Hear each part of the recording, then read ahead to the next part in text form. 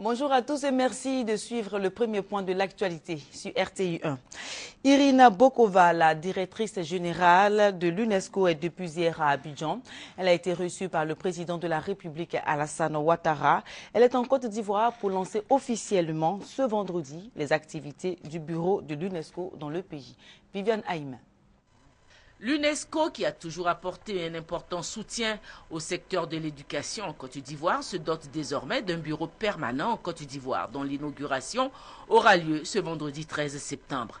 La création de ce bureau permanent ici à Abidjan est un avantage supplémentaire accordé à la Côte d'Ivoire qui pourra bénéficier d'un soutien accru de l'UNESCO pour améliorer son système éducatif. C'est encore une fois rendre hommage à tous vos efforts pour la paix, pour la stabilité, pour la croissance, pour le développement durable de votre pays. Notre nouveau bureau ici de l'UNESCO qui va soutenir vos efforts dans le domaine de l'éducation, de la formation des enseignants, dans la scolarisation des enfants, l'alphabétisation, la science, la recherche et bien évidemment la culture. La directrice générale de l'UNESCO, Irina Bokova, est arrivée ce jeudi après-midi à Abidjan pour la cérémonie d'ouverture ce vendredi. Reçue au palais présidentiel, le président de la République, Alassane Ouattara, lui a exprimé la reconnaissance de tout le peuple ivoirien. Je voudrais, madame, vous dire à quel point nous sommes reconnaissants pour tout ce que vous faites pour la Côte d'Ivoire. Et nous savons que vous venez ouvrir le bureau de l'UNESCO ici. Et c'est une grande marque de confiance et de témoignage de la normalisation de la situation et aussi toutes les activités que vous avez décidé de mener pour les Ivoiriens, pour l'amélioration des conditions de vie de nos concitoyens. Vous êtes donc la bienvenue et je suis heureux de vous accueillir.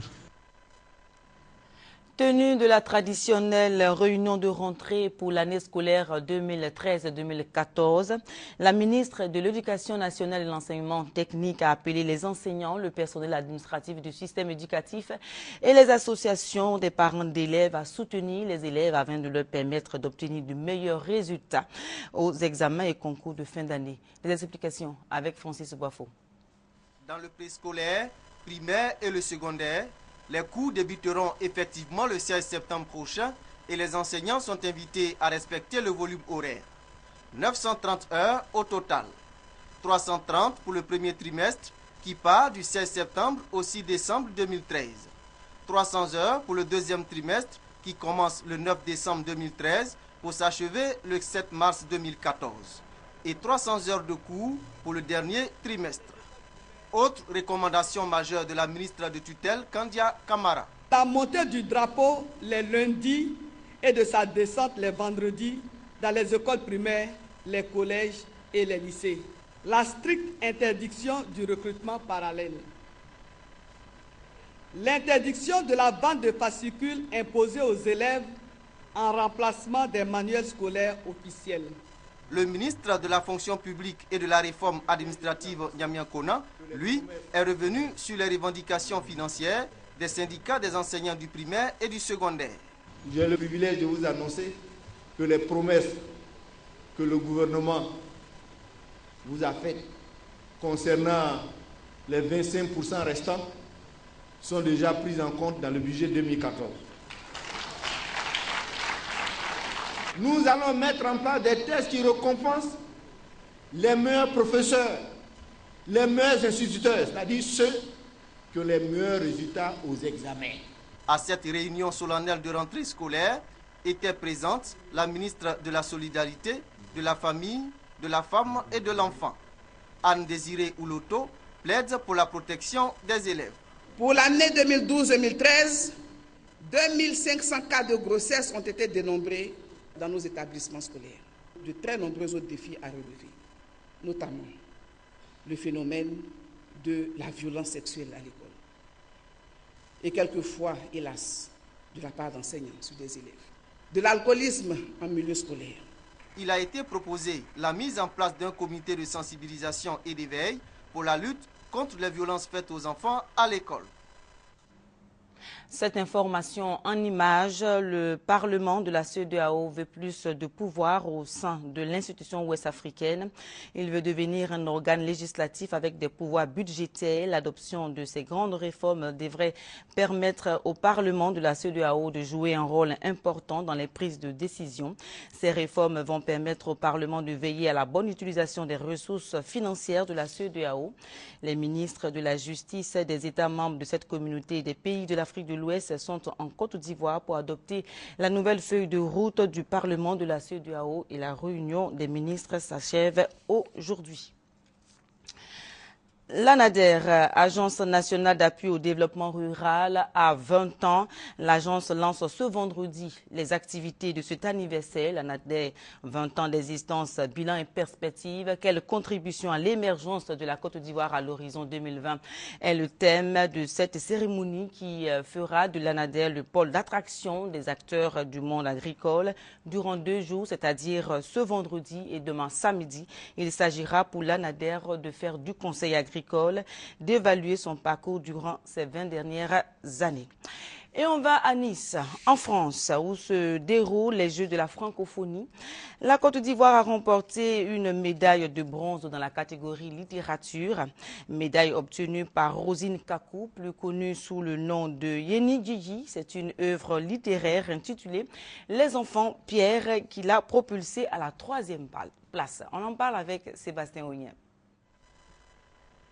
La nouvelle apportée par Kakou Fonou Nguessan Rosine s'appelle L'Enfant Pierre.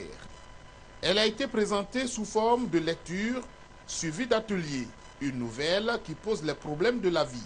Au niveau des enfants Pierre, j'ai abordé plusieurs thèmes, notamment la pauvreté et la prostitution. Alors j'ai voulu montrer qu'il fallait être un peu plus tolérant envers certaines attitudes des personnes qui nous entourent, parce que parfois il y a des circonstances atténuantes, mais que en toute chose, en toutes circonstances, tout concourait au bien de ceux qui avaient un cœur pur, de ceux qui aimaient Dieu. En gros, voilà.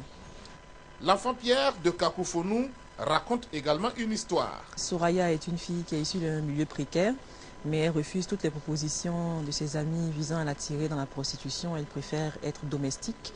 Et puis son père tombe malade, elle a besoin d'argent urgemment. Elle finit par se tourner vers cette proposition indécente là. Mais à la fin, ça finira bien. 22 pays ont participé à ce concours de littérature. Kakou Fonou Rosine a obtenu la médaille de bronze, la première de la Côte d'Ivoire à ces Jeux de la francophonie, devancée par M.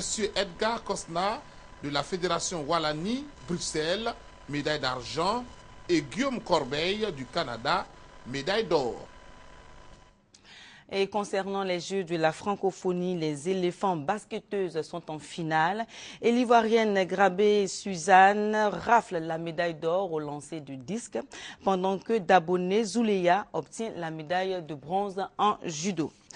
Dans l'actualité africaine, au Mali, le tout nouveau gouvernement met en place le processus électoral, donc le calendrier. Cette mesure intervient dans un contexte particulièrement tendu et flou dans le pays, où des heurts ont eu lieu entre des membres présumés du mouvement de l'Azawad, de MNLA et des forces de l'armée malienne. Regardez. Des 34 ministres nommés dimanche, c'est celui dont on attend le plus. Cheikh Omar Diarra occupe le portefeuille de la réconciliation nationale dans le nouveau gouvernement malien. C'est donc lui, le diplomate réputé proche du président Keïta, qui devra mettre en œuvre la politique d'union nationale, entendue à Bamako comme synonyme d'intégrité territoriale, d'intangibilité des frontières et de laïcité. Il faut rétablir la confiance entre toutes les composantes de la nation malienne. Cela nécessitera beaucoup de patience. L'autre aspect, c'est le développement des régions du Nord. Conférence des cadres du Nord, États généraux de la décentralisation, puis Assises nationales du Nord. Le ministre de la Réconciliation nationale a annoncé des rendez-vous politiques devant précéder tout accord avec les groupes rebelles, des enquêtes et des inculpations aussi, l'impunité étant ennemie de la paix, selon Cheikh Omar Diarra. Il y a des crimes odieux qui ont été commis dans les 3 régions du Nord. Il y a eu des amputations, il y a eu des flagellations, il y a eu des viols, il y a eu des destructions de monuments, symboles de notre civilisation. Il faut que ces choses-là n'adviennent plus sur le territoire du Mali. Il faut la vérité, il n'y a pas d'impunité, il n'y aura pas d'impunité. Mais cela commence mal. Plusieurs médias rapportent un accrochage entre l'armée gouvernementale et les rebelles du MNLA mercredi à la frontière mauritanienne, le premier incident depuis l'accord de Ouagadougou de juin dernier. En Syrie, John Kerry, le secrétaire d'État américain, et Sergei Lavrov, le ministre russe des Affaires étrangères, ont repris hier les discussions à Genève. Et pendant que ces discussions se tiennent entre les chefs des diplomaties russes et américaines, le président russe Vladimir Poutine menace Washington en cas de frappe en Syrie. Le secrétaire d'État américain est arrivé jeudi à la mi-journée à Genève pour une série d'entretiens avec son homologue russe. John Kerry n'est pas venu seul, il est accompagné de nombreux experts en désarmement et non-prolifération du Pentagone pour examiner avec Sergei Lavrov les moyens de neutraliser l'armement chimique de Damas. Selon un haut responsable du département d'État, il s'agit pour Washington de tester le sérieux des Russes dans la mise en application du plan qui a permis une pause dans la frappe annoncée par Barack Obama. Toutefois, face au maintien en alerte du dispositif militaire américain, Vladimir Poutine a jugé nécessaire de hausser lui aussi le ton. Dans une tribune publiée par le New York Times, le chef du Kremlin a accusé les rebelles d'avoir perpétré l'attaque chimique du 21 août pour provoquer une intervention des États-Unis. Il a mis en garde contre une telle action sans feu vert de l'ONU. Elle serait une agression, écrit-il. Il a même prédit une déstabilisation du Proche-Orient et de l'Afrique du Nord en cas de frappe. Alors que les ambassadeurs des 5 pays du Conseil de sécurité se réunissent pour étudier un projet de résolution sur le désarmement de Bachar el-Assad, les réactions au plan se multiplient. Le guide de la République islamique, Ali Khamenei, espère que la nouvelle approche américaine de la Syrie est sérieuse. Benjamin Netanyahou veut des garanties sur le démantèlement de l'arsenal. Enfin, Salim Edriss, chef de l'armée syrienne libre, juge le plan insuffisant. Il ne faut pas se contenter de retirer l'arme du crime, a-t-il dit. Il faut aussi juger son auteur. Voilà, c'est donc la fin de ce journal. Mesdames et messieurs, merci de l'avoir suivi. Restez avec nous sur rti.ci. L'info continue.